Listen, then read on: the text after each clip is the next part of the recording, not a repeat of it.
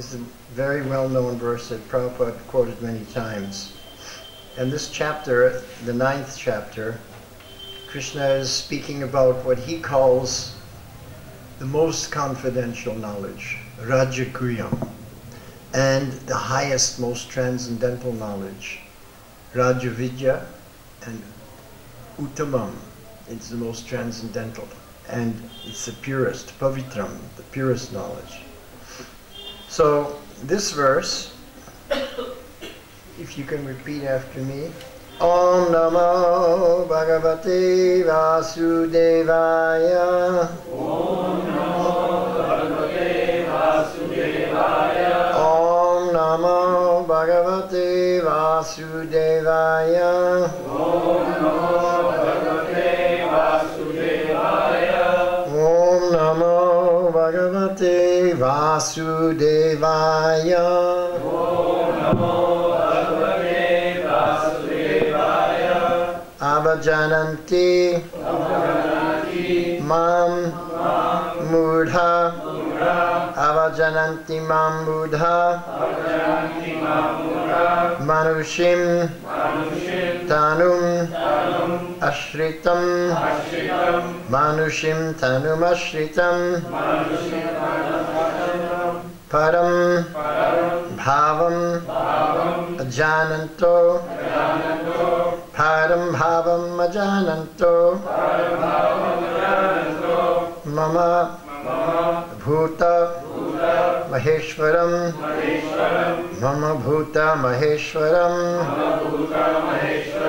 Avajananti. Actually, everyone's got a Gita, so someone else wants to read the verse? Avajananti Mamudha. Avajananti Mamudha. Manushim Tanum Asritam. Manushim Tanum Asritam. Param Bhavam Ajananto. Param Bhavam Ajananto. Bhuta Maheshwaram. Bhuta Maheshwaram. Avajananti Mamudha. Manushim Tanum Asritam. Param Bhavam Ajananto. Bhuta Maheshwaram. Avajananti Mamudha. Avajananti Mamudha. Manushim Tanum Asritam. Manushim Tanum Asritam. Param Bhavam Ajananto. Param Bhavam Ajananto.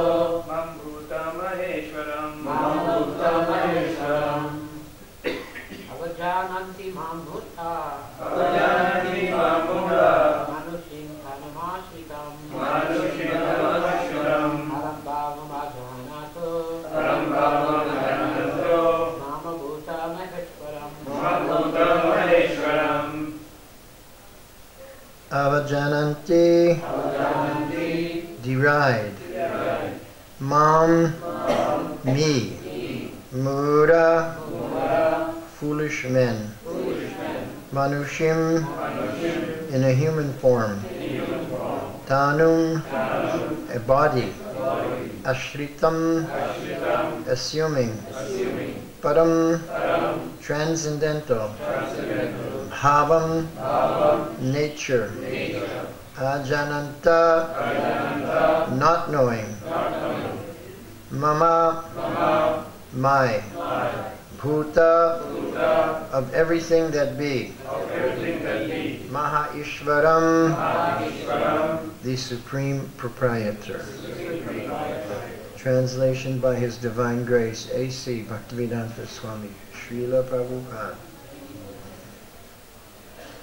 Krishna says, fools deride me when I descend in the human form. They do not know my transcendental nature as the Supreme Lord of all that be. So, previous to this verse, Krishna has been explaining that He is the source of everything, that He's the Supreme God. Ishvara Parama Krishna, that He's the Supreme Controller of all controllers, and that His form is completely transcendental and eternal. Although He's unborn, He's the beginning of everything, and he's the cause of all causes. So in this verse, after explaining all these things to Arjuna, he says that people who do not know his transcendental nature and who do not know that he's the Supreme Lord of all, they deride Krishna. They find fault in Krishna. They criticize Krishna when he descends, when he takes his Leela roadshow to the material world to display his pastimes. They think he's an ordinary man. So why such people who have no knowledge are ignorant, but Krishna here calls them fools. Mudha. Mudha is comparing to an ass. So that's not just ignorant, but that's foolish. Why does Krishna consider such people foolish? What's your idea? Yes? Well, they take Krishna to be an ordinary person. That's one reason. That means they're just ignorant. But why are they foolish? Krishna displayed so much opulence and power, but they still wouldn't accept. There were many mystics in those days. You know, they could perform all kinds of great feats. So it was something that was not uncommon. They'd seen these things before. But think about it. Fools deride me when I descend into human form. Now, why are they fools? So here's the answer. Because when they deride Krishna, that's considered aparad. It's an offense. For that offense, there's a reaction. That's why they're foolish. They're acting in such a way to get a reaction. And not a positive reaction, not a good one, but a negative one. And they don't know that. They're acting against their own best interest without even realizing it. And they're revealing their mentality because they deride, because they find fault. They're not the well-wisher. That's why they're fools. There's only two classes of people in existence. Number one, the well-wishers. Number two, those who are not well-wishers. Now, why are they not well-wishers? Due to envy. So there's two classes of people. Those who are envious, and they are going to find fault. They're not your well-wisher. And those who are non-envious, and they're always your well-wisher. So it's the envious people, the fault-finders, who are foolish and they deride Krishna. It's not the saints. It's not the well-wishers who are deriding Krishna. It's the fault-finders. It's the envious people. So Prabhupada has a long purport here, very long. So this was, as I said earlier, this was a verse that he quoted a lot. So he has a lot to impart to us about this verse. So let's listen carefully. From the other explanations of the previous verses in this chapter, it is clear that the Supreme Personality of Godhead, although appearing like a human being, is not a common man. The personality of Godhead who conducts the creation, maintenance, and annihilation of the complete cosmic manifestation cannot be a human being. Yet, there are many foolish men who consider Krishna to be merely a powerful man and nothing more. Actually, he is the original Supreme Personality, as confirmed in the Brahma Samhita, Ishvara Parama Krishna. He is the Supreme Lord. There are many Ishwaras, controllers, and one appears greater than another. In the ordinary management of affairs in the material world, we find some official or director, and above him there is a secretary, and above him a minister, and above him a president. Each of them is a controller, but one is controlled by another. In the Brahma Samhita, it is said that Krishna is the supreme controller. There are many controllers, undoubtedly, both in the material and spiritual world, but Krishna is the supreme controller, Ishvara Parama Krishna, and his body is Satchit Ananda, non-material. So, Krishna being the supreme controller means that he is the controller of all other controllers. He is the topmost controller. There's no controller over him. He is over everybody else. So he is the controller of all controllers. The supreme controller. Material bodies cannot perform the wonderful acts described in previous verses. His body is eternal, blissful, and full of knowledge. Although he is not a common man, the foolish deride him and consider him to be a man. His body is called here Manushim because he is acting just like a man, like a friend of Arjuna, a politician involved in the battle of Kurukshetra. In so many ways, he is acting just like an ordinary man. But actually, his body is Satchit Ananda Vigraha, eternal bliss and knowledge absolute.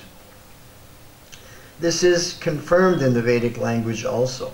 Satchit Ananda Rupaya Krishnaya. This is from the Gopal Tapani Upanishad. I offer my obeisances unto the Supreme Personality of Godhead, Krishna, who is the eternal blissful form of knowledge. There are other descriptions in the Vedic language also. Tam ekam govindam. You are Govinda, the pleasure of the senses and the cows. Satchit Ananda Vigraham. And your form is transcendental, full of knowledge, bliss, and eternity. Gopal Tapani Upanishad 135. Despite these transcendental qualities of Lord Krishna's body, its full bliss and knowledge, there are many so-called scholars and commentators of Bhagavad Gita who deride Krishna as an ordinary man. The scholar may be born an extraordinary man due to his previous good work, but this conception of Sri Krishna is due to a poor fund of knowledge. Therefore, he is called Muda, for only foolish persons consider Krishna to be an ordinary human being. The foolish consider Krishna an ordinary human being because they do not know the confidential activities of the Supreme Lord, and they do not know his different energies. They do not know that Krishna's body is a symbol of complete knowledge and bliss. They do not know that he is the proprietor of everything that be, and that he can award liberation to anyone. Because they do not know that Krishna has so many transcendental qualifications, they deride him. Now that's not a reason to deride somebody because you don't know much about them. We may meet people for the first time and we don't deride them because we don't know anything about them. Even if we find out so many things about them, we don't deride them because we're Vaishnavas. We may find out that such and such a person is not honest. He maybe has stolen some things in the past. Maybe he's done so many other things that people have complained about. But still, we don't want to deride him because we're Vaishnavas. We want to give everyone the benefit of the doubt because that's what Vaishnavas do. Vaishnavas see everyone else as Prabhu.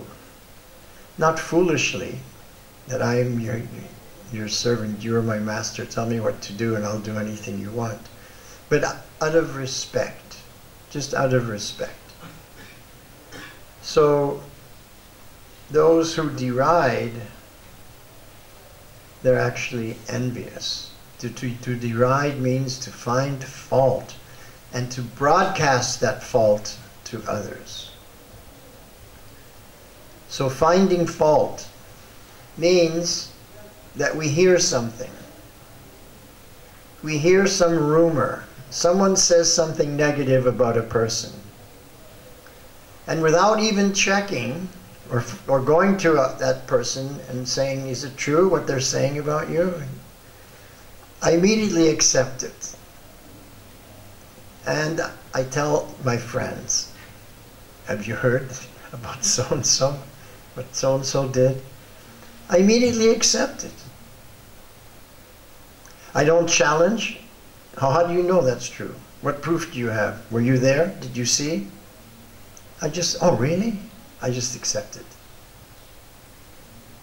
In this way, I'm also acting in a foolish way, blindly, accepting this rumor blindly, as if it was true, without even checking, without even doing some investigation to see if what is being said is actually true.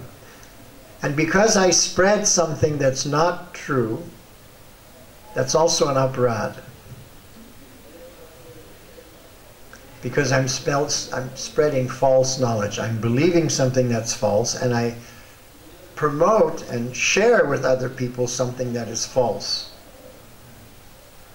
You know, even in the Bible, one of the 10 commandments is do not bear false witness against anybody. Even the Mlechas, meat eaters and Yavanas know that you can't do that. And yet, amongst our Vaishnava groups, we see that people do that. So by sharing what we've heard, something negative about someone without verifying the veracity of that claim, then we're bearing false witness.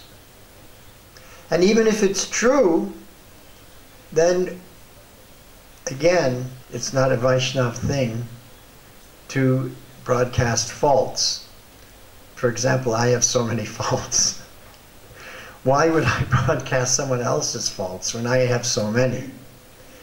Because there's a saying in English that people who live in glass houses should not throw stones, because they'll throw stones back at you and your house becomes demolished. So if I know I have so many faults, I don't want to talk about someone else's faults, because then I'm fair game for people to broadcast my faults. So we don't judge others so that we will not be judged. And if we do judge others, then the law of karma says that we also will be judged. And who's doing the judging? Anybody ever heard of Yamaraj? He keeps a record of all these things. And at the end of your life, you have to go to his court. And he says, oh, look at all these things. We're being judged because we judged. But if you don't judge anybody, you take the humble position of a Vaishnava, give everyone the benefit of the doubt, treat everyone with honor and respect, then when our time comes to go see Yamaraj, his attendants say, it's okay, you can just bypass here. You don't need to come in. We won't be judged because we didn't judge. So this is my motto in life. And there's another reason why we don't criticize other devotees. And that is that when I find another devotee's fault, it may be a legitimate fault. But if I find that fault and share it with others, then what happens is this, that whatever karma that person would have received for that fault now comes to me. I take his bad karma for his fault because I broadcast it. So that means that I'm avajananti. I'm also fool number one. I'm also mudha, because I'm acting against my best interest without even knowing it. How many people know that when you find other people's faults, their karma comes to you? How many people knew that? Yeah, a third of the people. So the other 2/3 don't know that. But now you know. Well, you might not look for fault, but you find it anyway. The thing is that we don't want to see faults in others. We want to see our own faults. We have to train ourselves up to see our own faults, not the faults of others. And by seeing our own faults, we can correct them. By seeing other people's faults, there's no correcting. It's no benefit. It's all a negative reaction. It comes to me. There's nothing good about it. But when I find my own fault, then the good that comes from it is that I can correct that. And the Vedas say that if you do something faulty, but if you learn from that experience that it wasn't a fault, it wasn't a mistake, it was just a learning process. But if you don't learn from it, then you're condemned to commit that offense over and over and over until you finally do learn something and then rise up to a higher level. So we don't want to be the mudha. We don't want to act in a way that is against our own interest. We all joined this movement to go back home, back to Godhead, to become transcendental and free from material energy, repeated birth and death. But yet, we act in such a way against our own benefit, against our going back home, back to Godhead, by criticizing the devotees who have dedicated their lives to propagating the holy names of the Lord, which is everybody in this movement. That's why everybody joined. Everybody's propagating the holy names of the Lord. So just criticizing anyone in this movement, we're committing that first aparad, which is against our own benefit, against the reason why we even came and joined this institution. So we want to be fully aware, which reminds me what Prabhupada told me in Los Angeles. He said, don't be Krishna unconscious.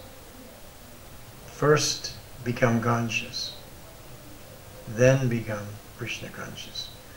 So first to become conscious, first become aware of who we're dealing with. We're dealing with Krishna. We're dealing with the Vaishnavas who are dear to Krishna. So first become conscious in all our activities, in all our thoughts, in all our words. And then we can become Krishna conscious. And when Prabhupada said, don't be Krishna unconscious, that really registered with me because I'd never heard that phrase, Krishna unconscious. Anybody ever heard that before? It was something new. Don't be Krishna unconscious. Just doing things without thinking, automatically, by rote. It's Krishna unconscious. Prabhupada also explained that our Krishna consciousness has to be favorable. And he gave the example of Kamsa. Kamsa was always thinking of Krishna day and night, but it was not favorable. It was unfavorable. So that's not Krishna consciousness either, if it's something is unfavorable, not pleasing to Krishna, and finding faults of Krishna's devotees is not pleasing to him. Because Krishna explains in the last verse of the 5th chapter, Bhoktaram yagyatapasam sarvaloka maheshvaram suridam sarvabhutanam yatva mam shantim richati. Suridam sarvabhutanam, that all the living entities are dear to Krishna. Suhrid, hrid is a heart, su is sweet. Krishna has a sweet heart for every living entity. What to speak of his devotees who are dedicating their lives for his service? So if we find fault or criticize or have some negative feelings for Krishna's devotees, then we become mudha. We're acting against our own benefit. We're not pleasing Krishna. It's not Krishna consciousness, it's Krishna unconscious. Then we're in the sampradaya coming from Kamsa. So you're either in the Kamsa sampradaya or Narada Muni sampradaya. Choice is yours. So Prabhupada continues that these mudas, they do not know that the appearance of the Supreme Personality of Godhead in this material world is a manifestation of his internal energy. This is called his antaranga shakti. Everything else in the material world is due to Krishna's bahiranga shakti, the three-dimensional world of matter, time and space. This is the bahiranga shakti. And the antaranga shakti is eternal, full of knowledge, full of bliss, beyond time and space and matter. And Krishna is the master of the material energy. Here this word is Maha-Ishvaram, the supreme controller. He's the master of the entire material energy. As has been explained in several places, Mama Maya Duratyaya, he claims that the material energy, although very powerful, is under his control. And whoever surrenders unto him can get out of the control of this material energy. How do we get out of the control of this material energy? By surrendering to Krishna. Who knows?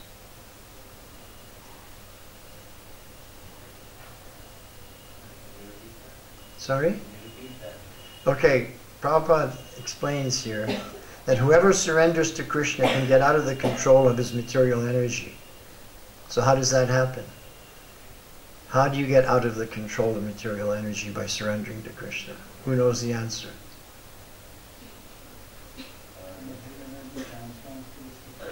Sorry? Well, you take shelter of the material energy. Maybe Krishna may direct material energy to leave aside. I'm sorry, I didn't catch that. Maybe Krishna may direct this material energy to leave that particular person. Yeah, well, Krishna protects us. Sorry? Yeah, we accept whatever's favorable for devotional service. Because we engage in devotional service, we're under Krishna's internal potency. So he's guiding us, he's protecting us. So that internal potency is known as Mahamaya, or as we know her as Subhadra Devi Dasi. I mean Subhadra Maharani. And those who are not under the internal energy, the devotional energy, they're controlled by Mahamaya, Durga Devi. So both the yes? You told Mahamaya is Durga Devi? Yeah, Mahamaya is Durga Devi. Durga Devi? Sorry? You told Mahamaya is Rudra Devi and Mahamaya is Durga Devi? No. Yoga Maya is Subhadra. Mahamaya is Durga. So Mahamaya is there to put obstacles in your path, to kick you, so that you come to your senses and realize that there's nothing here in the material world for you, that you should surrender to Krishna. She's allowing the law of karma to act upon us according to what we've done in the past. But when you become a devotee, Durga Devi gives over that control to Yoga Maya, which is Subhadra Devi, and she puts obstacles in your path so that you can make progress in devotional service. In other words, they're not really obstacles, they're challenges. They're not problems. Devotees don't have problems. There's no problems in devotional service, but only a challenge. So she puts these challenges in front of us so that we can overcome and rise to higher and deeper levels of commitment and service. So you understand the difference? So that's how we get out of the control of the material energy, by taking shelter of the divine energy of Krishna, and then we come under the control of Subhadra Devi, Subhadra Maharani, instead of Durga Devi. If a soul surrendered to Krishna can get out of the influence of material energy, then how can the Supreme Lord, who conducts the creation, maintenance, and annihilation of the whole cosmic nature, have a material body like us? So this conception of Krishna is complete foolishness. Foolish persons, however, cannot conceive that the personality of Godhead Krishna, appearing just like an ordinary man, can be the controller of all the atoms and of the gigantic manifestation of the universal form. I remember when I first came, it was difficult for me to understand that Krishna was Supreme Lord also. It's not something that we just understand automatically. But after reading Bhagavad Gita, especially this 9th chapter, I remember I put down the book and I thought, wow, yeah, Krishna's saying that he's the Supreme God. He's the controller of everything. Now, either this is true, either what he's saying is 100% true, or this is the greatest hoax ever perpetrated on mankind. That's what I was thinking. So I thought, well, I got to find out. Is this true or not? So that's when I started going to the temple, and I had to ascertain, is Krishna actually God, or is this the greatest hoax ever perpetrated on mankind? Well, that was many years ago. Still here.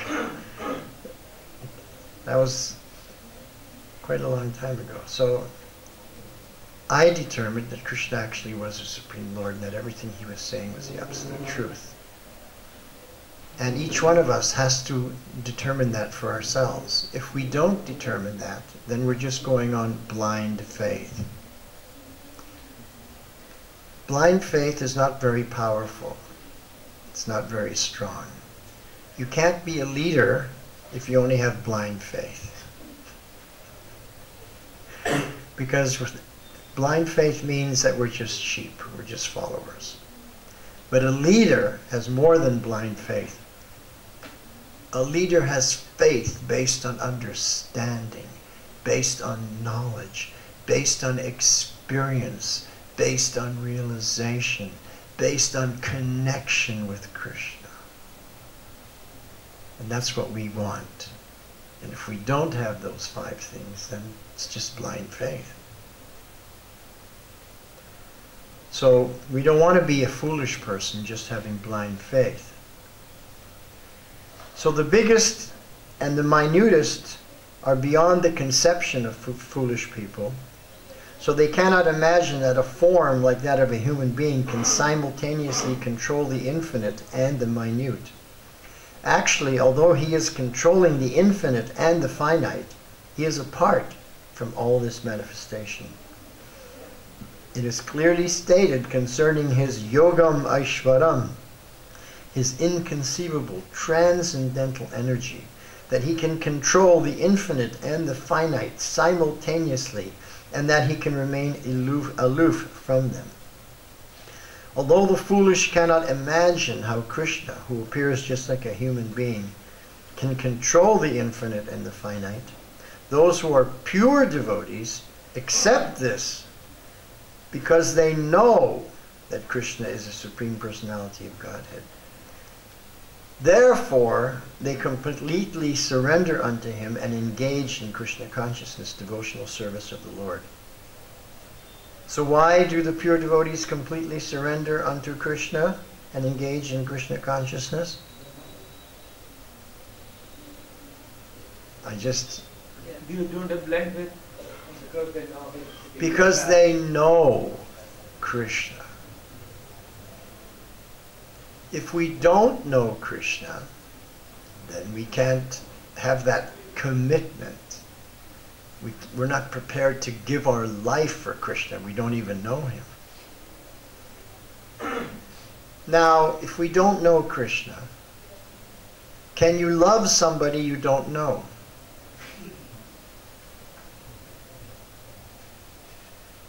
What's the answer?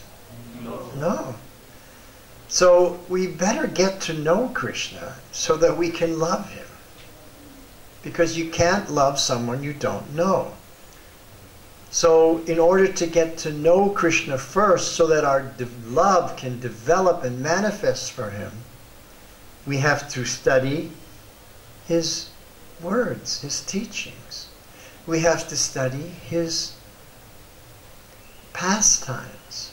We have to chant his holy names. We have to honor his Mahaprasad. We have to associate with his advanced devotees. By doing these things, we'll get to know Krishna more and more. And to know him is to love him. To know him is to love him. Just take, for example, Rukmini. Rukmini had never met Krishna. And her brother, Rukma, was going to marry her to Shishupal. She freaked. Because she had heard so much about Krishna. Even though she'd never met him, she'd heard so much about him, about his name, form, pastimes, qualities, his teachings, his heroism, everything about him. Simply by hearing, she fell in love with him. Same with us.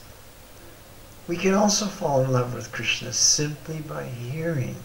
Therefore, Shravanam is the most important.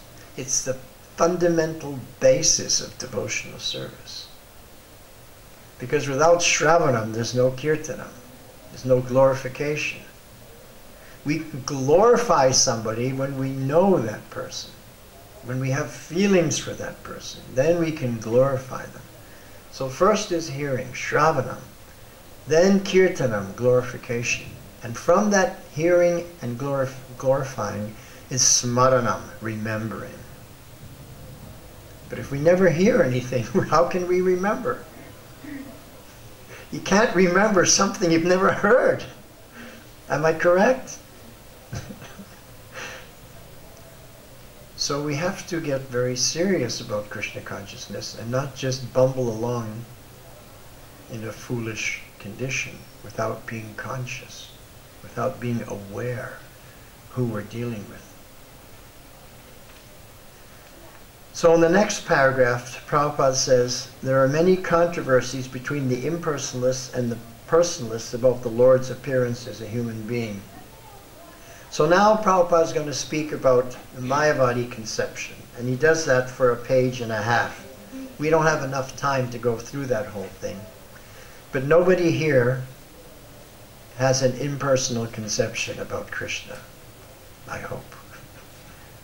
No one is believing that Maya is superior to Krishna. Because if they say that when Krishna comes into this material world, he's under the control of Maya, then Maya is supreme. Then I should be worshipping Maya. A completely illogical statement. How they rationalize that is beyond what any intelligent person could accept. But somehow or other they do, due to their envy. Because when we're not the well-wisher, when we're envious, we can rationalize so many things, and to us it sounds logical. Even though it's a crock of cow dung. So therefore, such people who deride Krishna are called mudhas, foolish, because there's no logic to their conclusions. There's no logic to their actions. There's no logic to their conceptions, their mental conceptions. They're speaking simply based on the pushing of that envy. And the envy is directed first to God. Second, to those who worship God. They get the second level of envy. And third, anyone who's not like the envious person. The envious persons, they like people who are like them. But they don't like people who are not like them. So if any of the envious person speaks Russian, for example, then he doesn't like people who speak Polish or Jewish or Swahili or any other language. It's the nature of envious people. Whereas the non-envious, they accept everybody. They're the well-wisher of everyone. They'll serve everyone.